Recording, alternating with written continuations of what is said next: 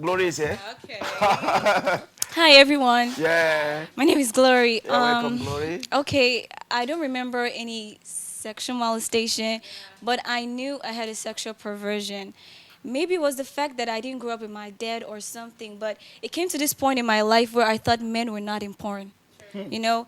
And like these children play stuff like that. So I was introduced to lesbianism very, very early, and I thought it was cool. Like I remember my first it was like in my head. I watched this Movie. TV advert, Okay. and to me, I thought a girl was getting married to a girl, and I remember thinking, "Wow, like That's it's great. great!"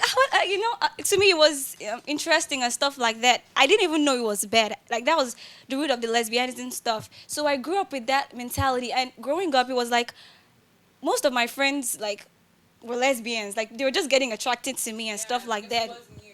It wasn't me.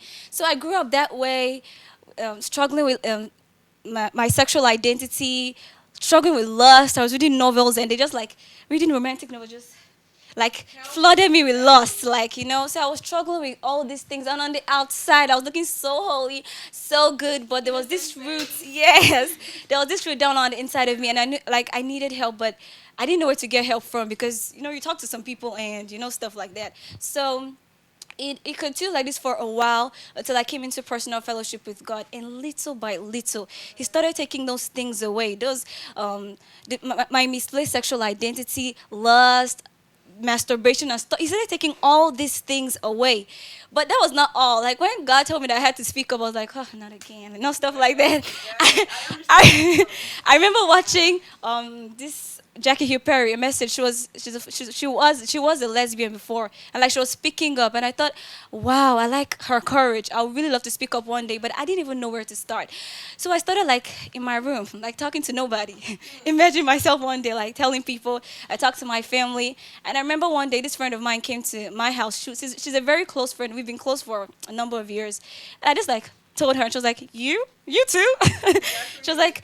like, she told me she was dealing with porn and masturbation. Wow. She also told me how personal fellowship helped her remove it. So I think getting a relationship with God is so key. But apart from that, speaking up makes you heal. Like this process, the more I speak up, the more it has no hold over me. The more I speak up, the more I get healed. So for you here today who is struggling with something, I think you should get this relationship with God. When we start this relationship with God, He holds our hands and leads us out of where we were before. It's Wow. like this. It's like we have to walk with God.